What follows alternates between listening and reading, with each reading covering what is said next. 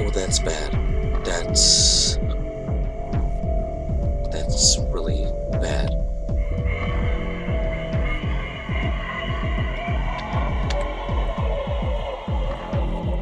Sorry, I'm kind of at a loss for words. Killed somebody. This is, I kinda hate this.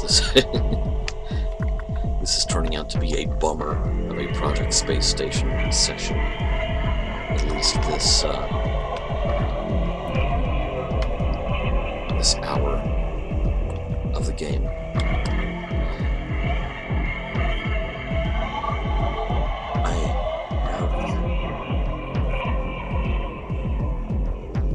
Is this a game glitch? I have 97 orbital satellites, which I can sell back. Man, this is awesome. This is like typing funds in SimCity, but only 3 times. Wow. Okay, in all my years of playing this game, this has never happened before. It's like I just got a loan from the First National Bank of excess satellites.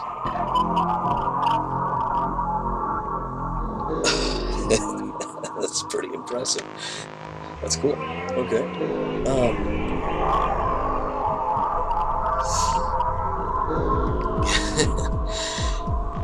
Okay, you're seeing a new one on me. You really are.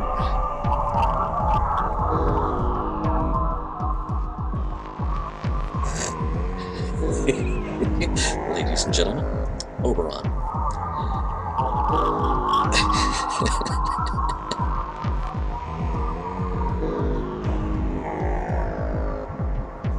This has been an installment where you get to see everything going wrong and things going suspiciously right for a change.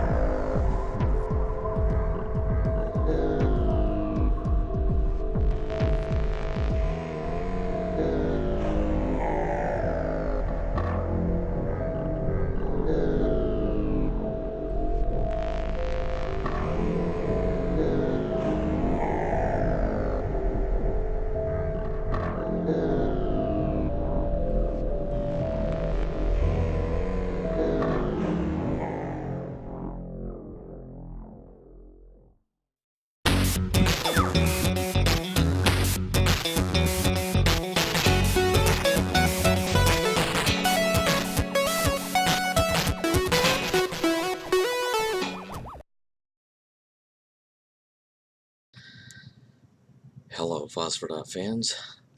Obviously, some water has passed under the bridge since the last time we were here. I can explain. Basically, the third installment of our extremely long play for Project Space Station on the Apple II was recorded. It was a humdinger because a lot of stuff happened, a lot of significant stuff, and it lasted almost an hour and a half. And I realized whenever I stopped recording and went to check my files that something had happened with my emulator and the Microsoft Game Bar recording that I use. Because really the hardware that I have, I shouldn't be able to do any of this. I should not be able to record game footage and myself at the same time. But I do, because don't tell me what to do. It recorded 9 seconds of game footage. Now, me over here, oh yeah, recorded the whole hour and a half of me rambling and going on, which doesn't do anybody any good. So coming from the TV news background that I come from, you know, as a video editor working in post-production, you know, there's kind of a school of thought that the deadline is still coming. the news is still going to be on at 10 o'clock. It doesn't really matter who screwed it up. You've still got to fix it. You've still got to put something together. And so I salvaged what I could from the hour-and-a-half recording of my pulsating face. Shot some new stuff, did some screen grabs, and went back in and did some screen grabs on the emulator, and tried to make lemonade out of lemons. See, that's my problem, is my Lucky Packers mug is still in the dishwasher. Needless to say, I was kind of bummed, but let me get the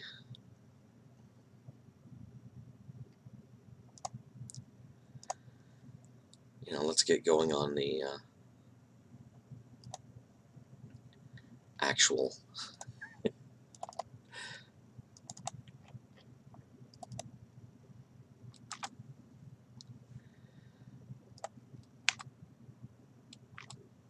there we go. Okay, back to Space Station Maria Cap.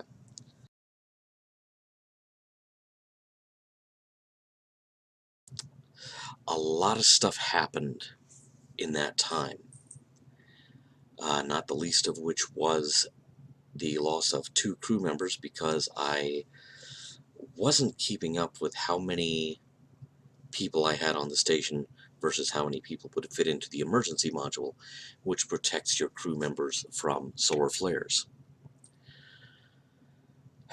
So I lost a couple of people, one of which was a scientist who was on the station as backup for one of the R&D projects, for the cancer research project, no less. The loss of that particular crew member basically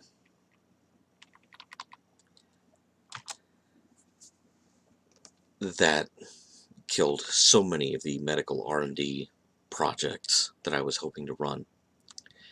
The other crew member lost was a flight engineer who was going out in the pod to pick up the trash, launch the satellites, and then 2 major glitches happened in the game, one of which was it looked like some sort of Stack Overflow error that rolled the counter over for the number of satellites that I had bought. Now, what this meant was that I had 97 satellites in reserve, waiting to be launched, which, that's a great thing. It's also far more than you ever need at any one time in the game. The upshot of that was that I could turn around and sell those back and distribute that money more equally among all of the parts of the game. The planning budget, the operations budget, R&D, space equipment, which is, where the satellite money is from, and which is where you buy satellites and payload assist modules for geosynchronous satellites. And I also bought more modules so I could have 2 lab modules, and yes, enough crew modules and emergency modules to cover everyone's butt. Another glitch happened, which those of you who are Patreon supporters will remember the dry run that I originally did for Apple II Project Space Station. You remember I had a very, I kind of had a corrupt disk image on that one that I was playing, and one of my station crew became the Flying Dutchman, basically. I had sent him out to do something in the pod, and yet when I brought him back to the station and docked the pod at the hangar, it never removed him from EVA status, which means you can never send him out on EVA status or use him for anything else again. He was basically a ghost. And then, just a little while ago, when I sat down to pick up from there with a significantly larger station and, lots of stuff in the pipeline as far as R&D projects. The emulator was failing to load the saved game. Basically, it got corrupted somehow and could not load and be played again. So, sadly, excuse me, sadly, Space Station Maria Cat is no more.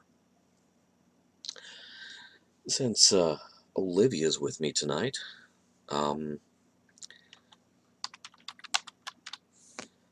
figure we will start a new station, play a new game, very much like the old game, and we'll have Space Station Livy Cat. This is the Commodore 64 version, which I have played before just to get a feel for how different it is or isn't from the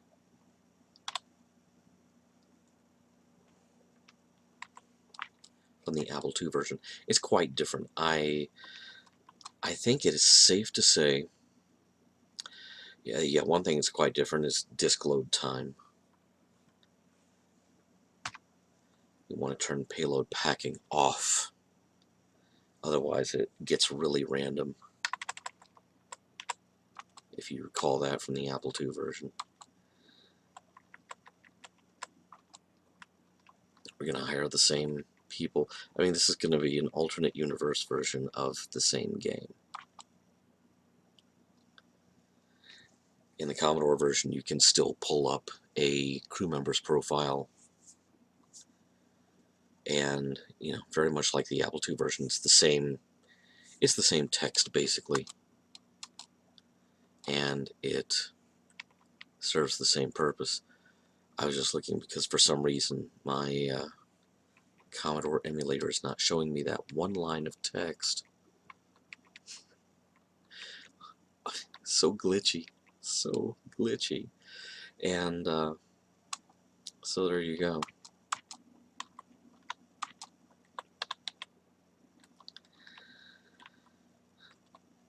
The game I was playing on the Apple II, I'm not gonna lie to you, I was really bummed that got corrupted. I have a very strong suspicion. Whoa, Pam. I have a very strong suspicion that the glitch that gave me a huge amount of money to play with, like $1 trillion more than I ever would have had in the game otherwise. I feel strongly that was very likely responsible also for the saved game never loading correctly again. So, darn it. Yeah, I was really enjoying the game I was playing on the Apple II. I had never done quite that well on the Apple version before. I mean, we're talking in 30 years of play. And when I say 30 years of play, I mean I didn't give up having a working Apple computer until the beginning of 2016. The missing line there is the lab module. Oh, insufficient fun. I see how you're going to be. Well then.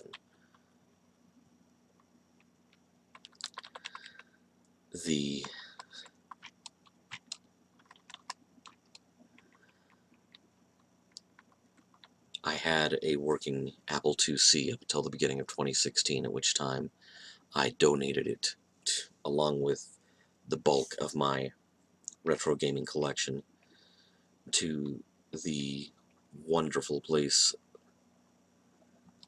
that the happiest place on earth, also known as Arcadia Retrocade. Disk load. Yeah, I forgot how much fun the Commodore 64 is in that regard. And so, yeah, anyone wanting to play my Apple IIc, It's somewhere in the back at Arcadia, which is a good place for it, actually.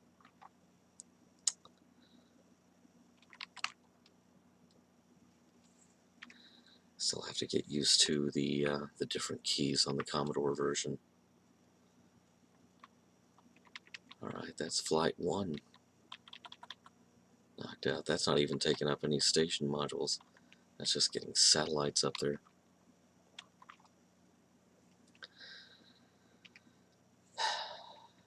So yeah, I'm not gonna lie to you, I am pretty bummed about the fate of Space Station Maria Cat. So let's play the C64 version, see how the other half lives. I think it's fairly obvious, you know, looking at the finer grain on the graphics, and I mean, you saw the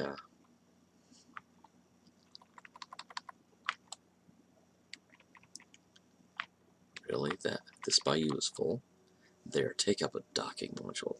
Let them eat docking module. I think it's fairly obvious that from the graphics on the C64 version that this is the version that the effort went into. Plain and simple. Not that there's anything wrong with that. I think the gaming audience for the C64 was far more significant than the gaming audience for the Apple II. So let's exit launch scheduling and get a disk load screen. Get our summary and approval. Okay, so basically I've just kind of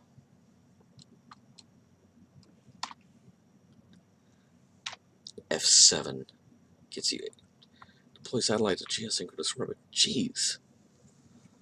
These Commodore, I haven't even gotten my first shuttle up. Chill, would you? So, one thing you will notice is here in a moment with the C64 version, it's got sound. So launch day is about to roll around.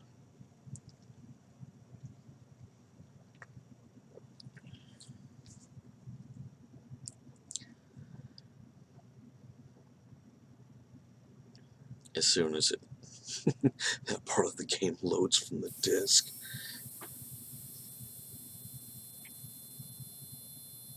Other than that, you know, it's almost the same as the Apple II version. It's just there's a lot of finer visual grain to it. You'll notice this when we get to orbit. The Earth is actually rotating underneath you. It's kind of cool. It's a lot more colorful.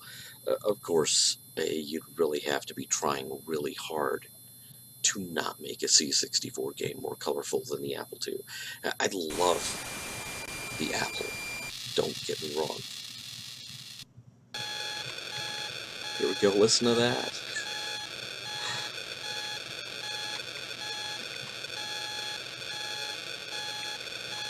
Again, stay in the squares. Go into the light. Which is not something you want to say when you're launching the Space Shuttle Challenger. Sorry about that.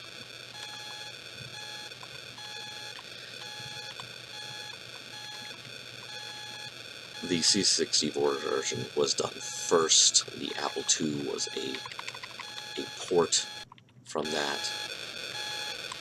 And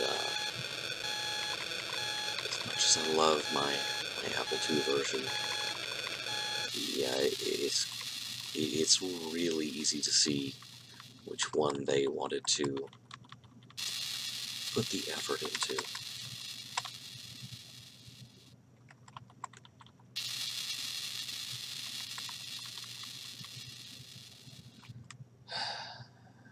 So let's have a load screen. and then go launch, what was it, geosynchronous? Was it geosynchronous? I've had such an info dump here that I've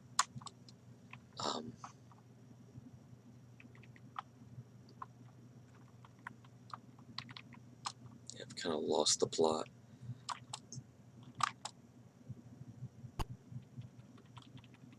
Okay. Doesn't look like I arrived anywhere terribly near the station. You have to forgive me, I've been under the weather recently. I had a wonderful 24-hour barf fest. Merry Christmas. And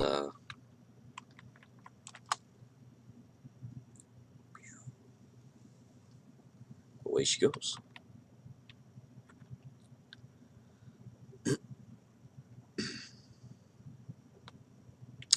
So my vocal cords are still recovering from that.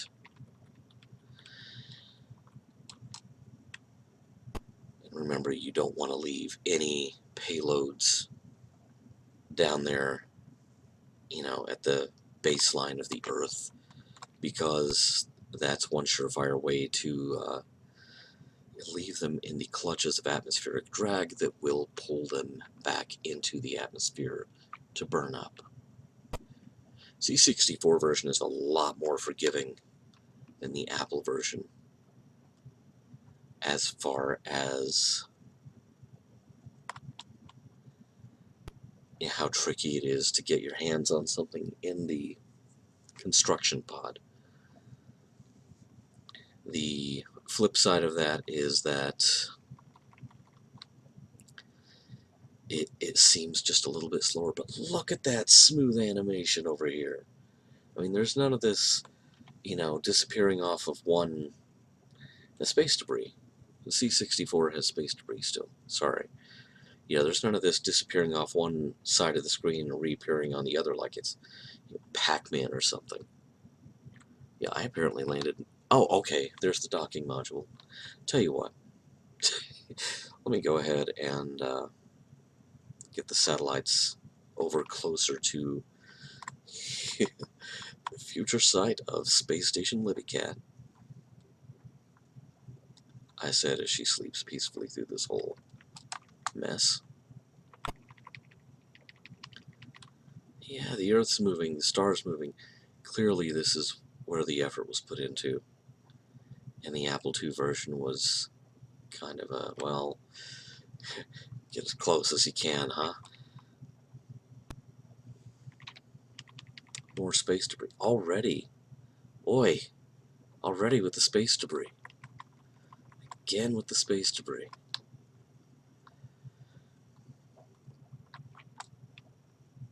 Now, am I going to spend hours and hours doing a long play on the C64 version? Probably not. Boing, went the pod. I have to paint that over. The point here is to kind of show you how different the game is from platform to platform.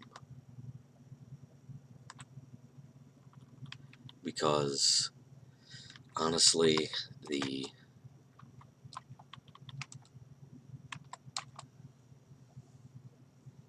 glitch that cost me the quite advanced game scenario that I was working on,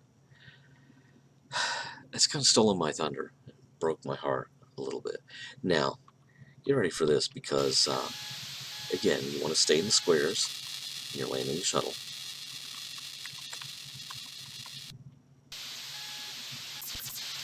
Landing is not as taxing as launch in the staying in the squares department.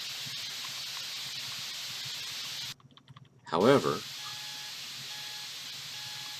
there's one little key difference from the Apple version. Whoa! Which is that you come in like a bat out of hell. Also, the runway is significantly shorter.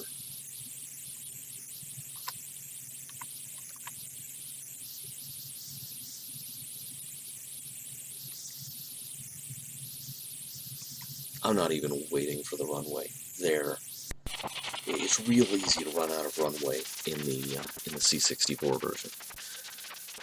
And look at that. I mean, that's so much. The graphics are so much nicer than the Apple II version.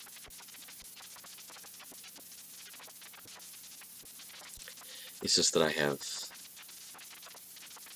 33 years of rough landing. Well, yeah, I guess I kind of put wheels down on the ground before, before there was tarmac, so oops, sorry. And now, load time.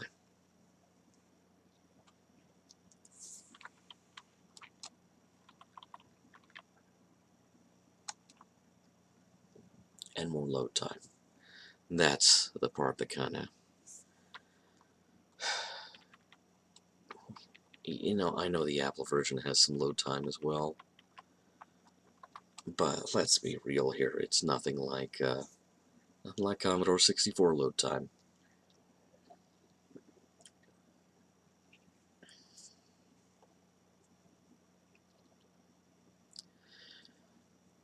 Since the C64 version came out in 1985 alongside the Apple II version, your shuttles are still Challenger and Atlantis. Make of that what you will. It's one of those things where it aged about as well as the movie Space Camp. Remember the movie Space Camp? Yeah. That, I have a feeling they would have liked to not release that at all if they could get away with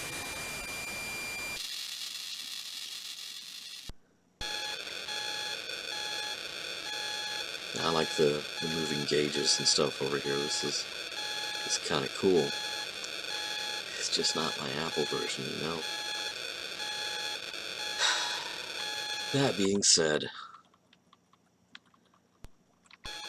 I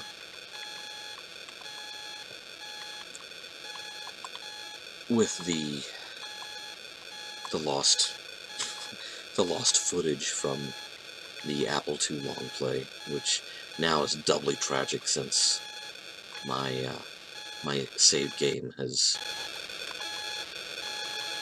disappeared into the ether, into the wilds of bit rot, which is pretty sad since I'm not using actual floppies at any point here. Pretty sure I gave my original Project Space Station floppies to Arcadia Retrocade. So if you're ever there, and you should be, then yeah, if they have that set up in the back, yeah, look for the Project Space Station discs and enjoy. See if you can do better than me. Shouldn't take much.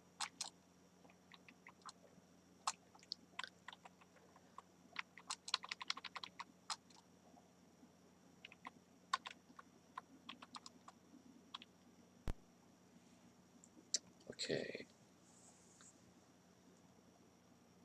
Where's my docking module? Okay, I'm not too far away. That's a relief. And we're going to build this just like we built the other one.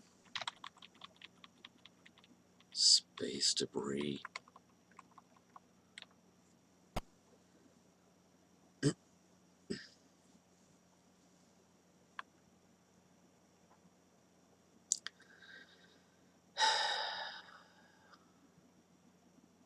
It's just not the same.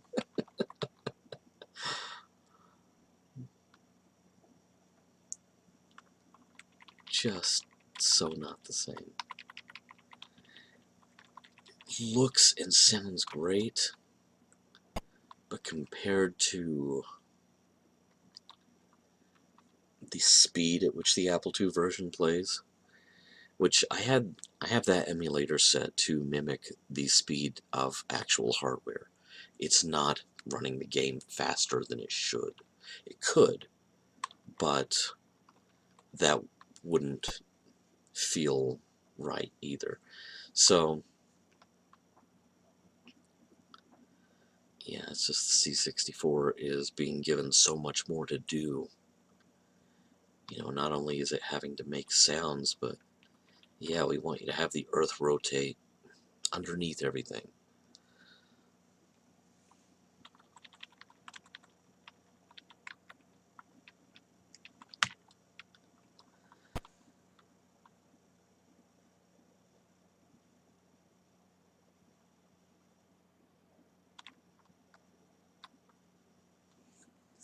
So we'll drop off this power module for right now. We'll probably have to put it on top of the station to make this an itty bitty space station.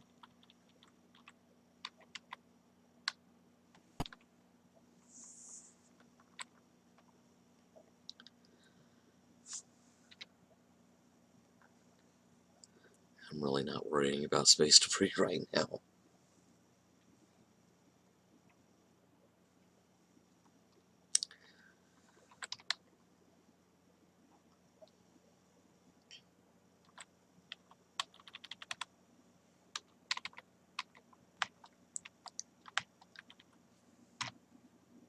Oh,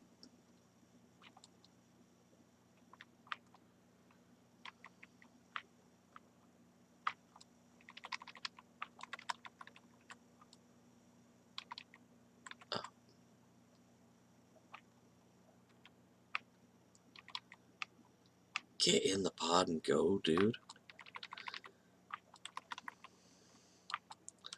Bring out your slightly more colorful pod.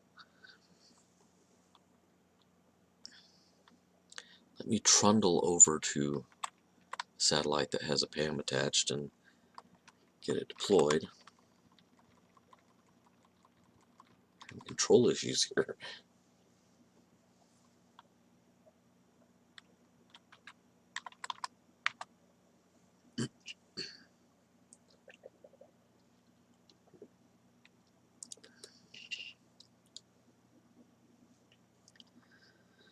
So, I think you get the gist of it. The C64 version. Very much like the Apple II version. Just slower.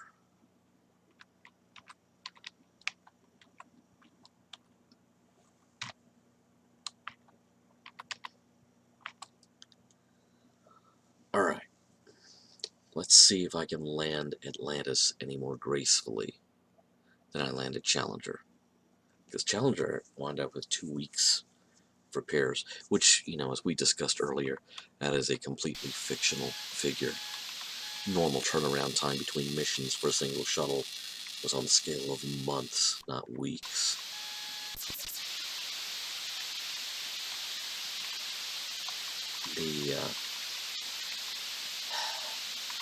The reusability of the shuttle was a boon, but at the same time also occasionally a curse.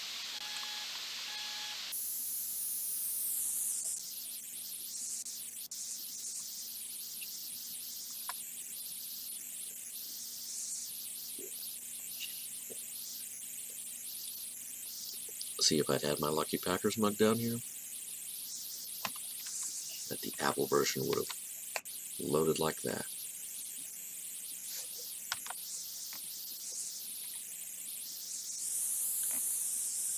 So let's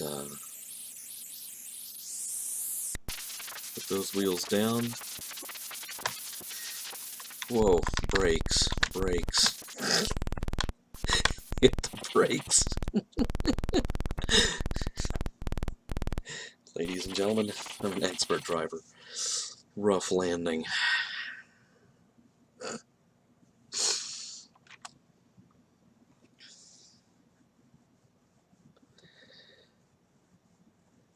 So, I tried.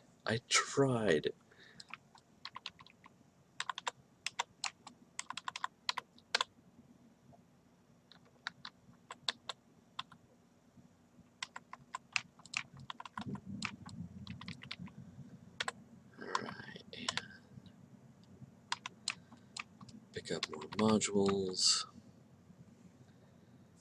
Get some more load time in.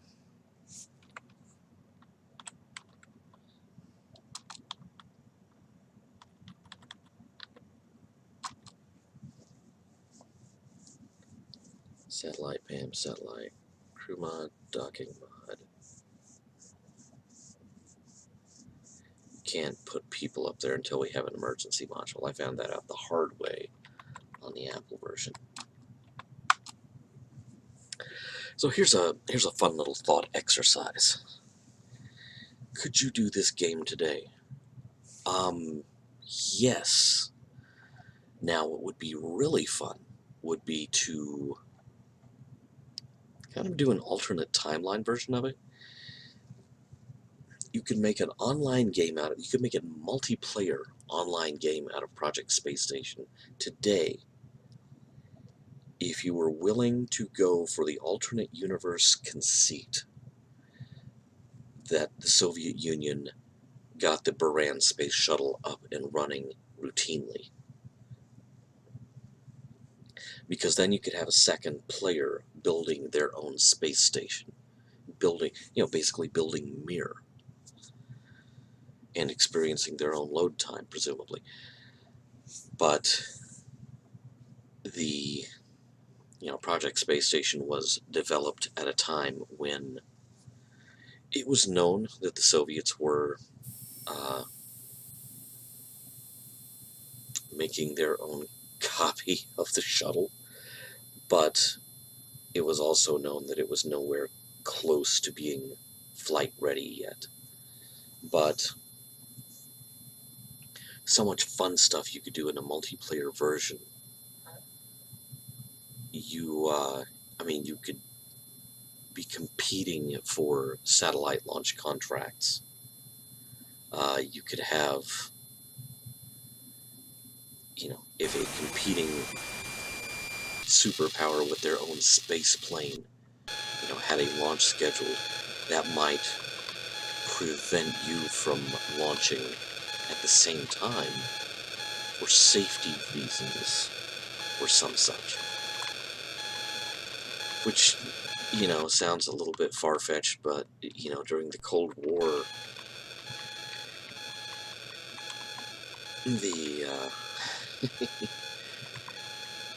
nobody was paranoid enough, apparently.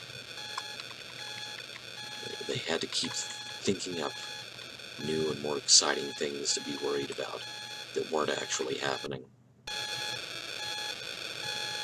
Whoa, where are my squares?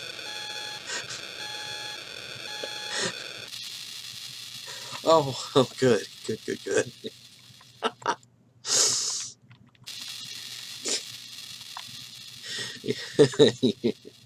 It's great, I've arrived in orbit of Neptune.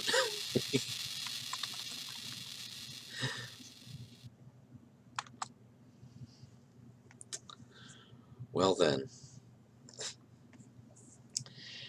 But, you could have,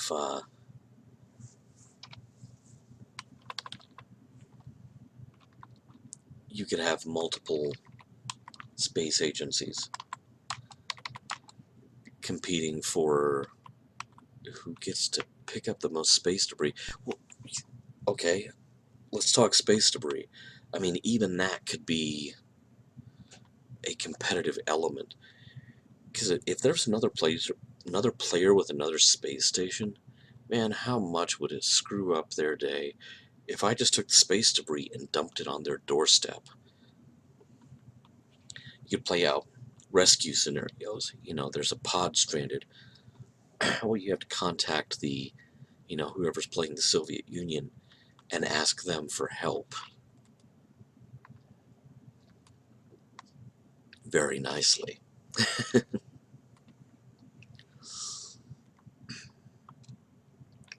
Or if you wanted to play a multiplayer game where everyone's just being a dipwad, you could steal pieces off each other's station.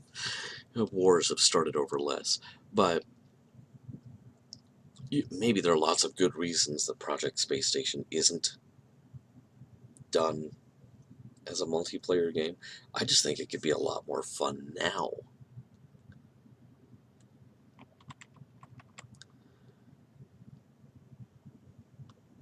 And you could form an international coalition to deal with space debris. Space debris. How I've missed you. Not.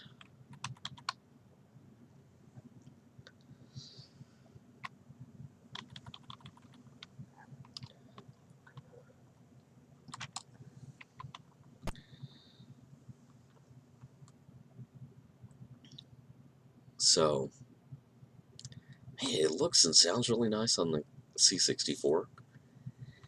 It's just slow. You can complain about the Apple's lack of fine graphical grain all you like. It's not having to draw all this stuff, so it's running a bit faster. Thank you very much.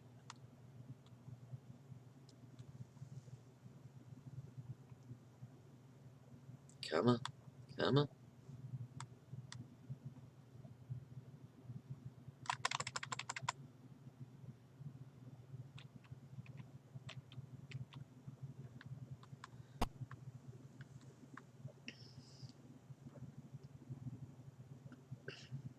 Starting to look a little familiar, isn't it? I wish I could load my other game. But there, I think you've got the gist of it. I'm not sure we need to make a long play out of this one. But the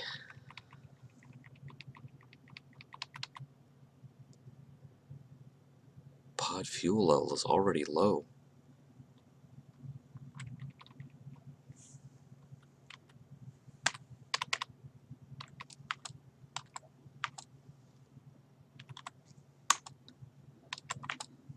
Let's just go ahead and land the thing. We'll see how badly I can land it this time.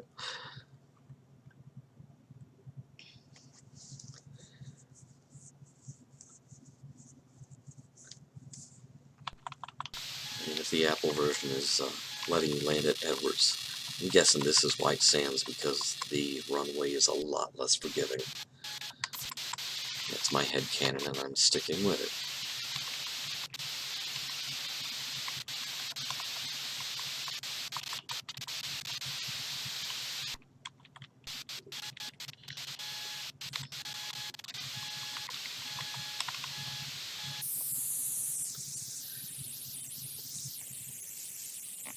So there you have it. Project Space Station on the Commodore 64. I sincerely apologize to everyone who was hoping to see more of the Apple II version. Lots of good feedback on it, both on the YouTube video itself and on Facebook. It really seemed to strike a chord with everyone. It's not the most well-known game that anyone's ever seen.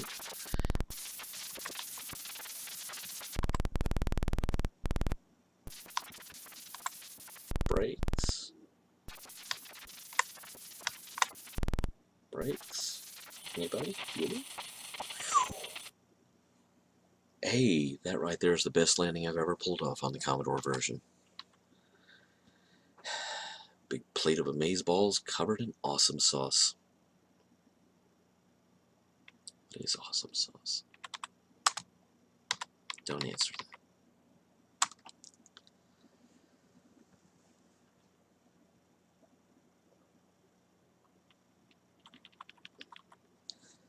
But, alas, as far as I can tell, Space Station Maria Cat is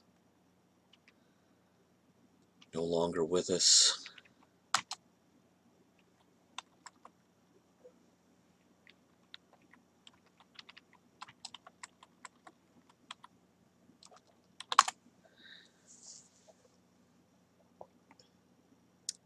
If I'm able to recover my save and play it at some point, I'll do so. Even if I actually may try an older version of the emulator. That's something I haven't thought of. Yeah, I'm sitting here wasting your time hashing out my tech thoughts in real time, but it vexes me. People seem to be enjoying watching it. I was enjoying playing it because, man, that one lucky glitch that just coughed up a lot of money, pretty nice.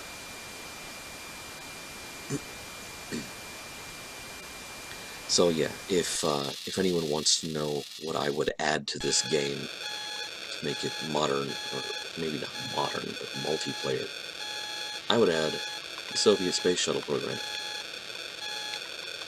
Here's the funny thing, back there on my wall, the model company ERTL, E-R-T-L, released several different space shuttles around somewhere between 77 and 1980. Little die-cast metal space shuttles. Sort of like this one. This is not the ERTL one. But, and, whoa, and it needs to stay in the squares whether it's tiny and in my hands or not. Maybe I should record the game beforehand and comment on it. ERTL released, there's two of them I have in the package on the wall behind me. One of them is the shuttle with its booster rockets, which they released both with the white external tank and with the dreaded brown foam external tank. And all of it came apart. You could pull the SRBs off, and you could pull the shuttle off the external tank, and of course the whole thing had a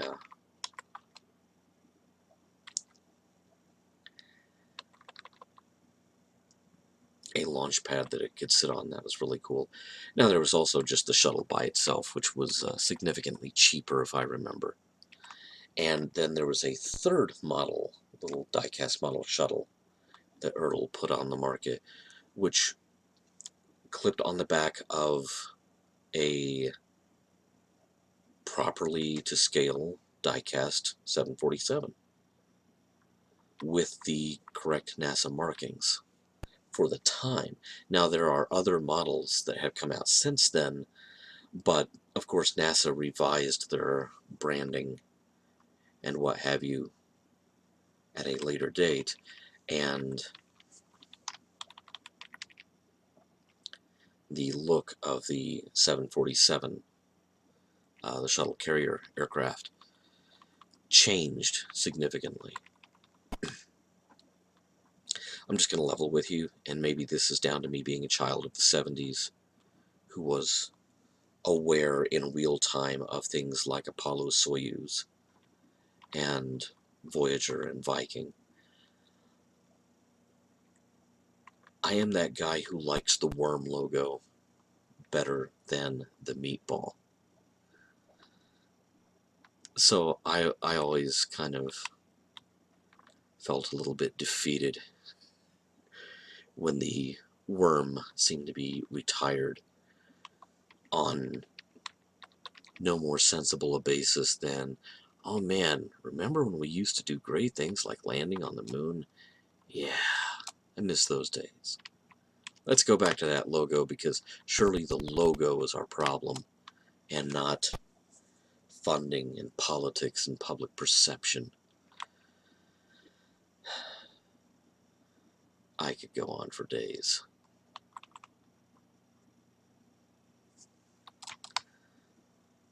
But I liked the ERTL models, not modules. It's 2 in the morning, can you tell? But here's the funny thing about the ERTL space shuttle. ERTL also had a foothold in the Soviet marketplace, that's just kind of funny saying Soviet marketplace when it was supposed to be as far from capitalism as you could get. But there was a die-cast model, exactly the same size, because really, it was the same model with different decals, different stickers on it. And that was the only die-cast model of Baran that was ever made.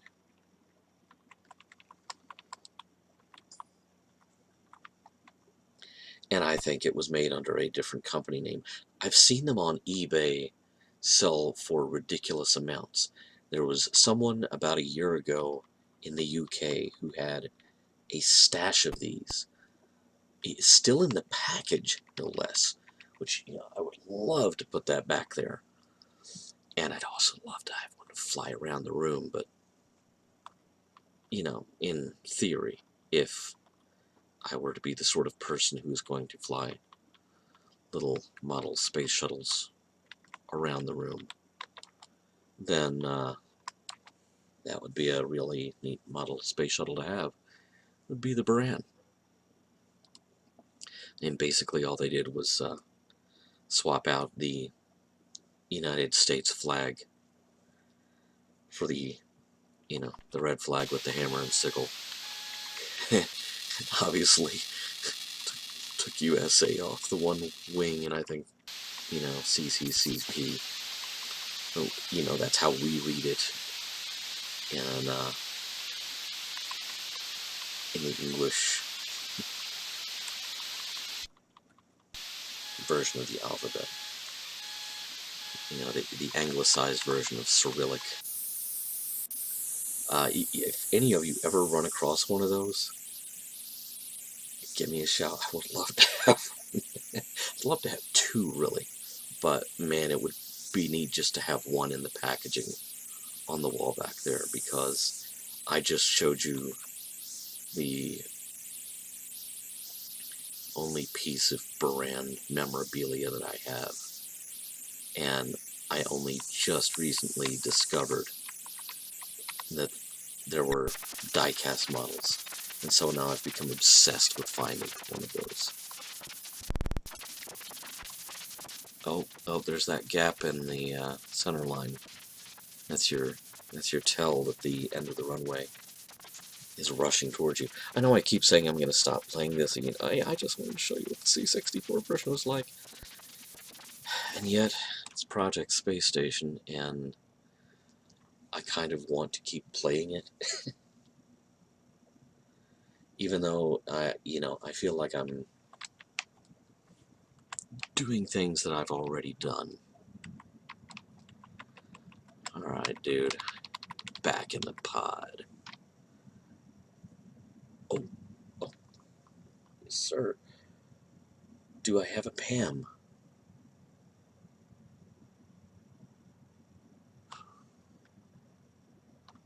There's another cargo, there's another payload dump from a previous flight. Oh crap, I hope it's all still there. Because I didn't take it all to a higher orbit because the game is so slow. I think it's just on the other side of this debris. Make me happy. Oh, there's a Pam. Oh, there's a satellite. Great. Alright. Well, let's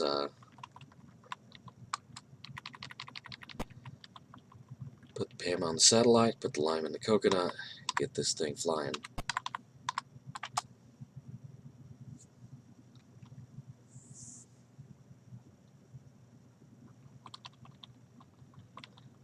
It has more sound than the Apple version, but not a lot more. It's kind of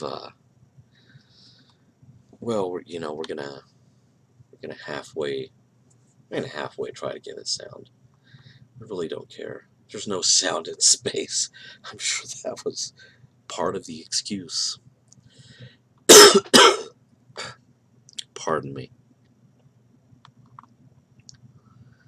That being said, now that my voice is getting scratchy and my throat's getting sore again, I think it is time to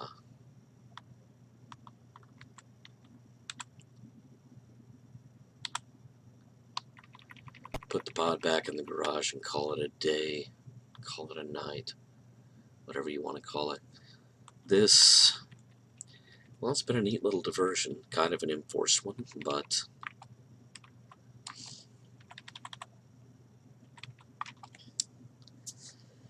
Commodore 64 version of Project Space Station, ladies and gentlemen. Welcome to Space Station, Libby Cat. I'll have to pick a different cat to name Station after whenever I get around to doing the DOS version, which I'll do in the future, not terribly soon. The DOS version really changes the balance of some elements of the game, but there we have it. I'm going to continue trying to recover my game save on the Apple II version.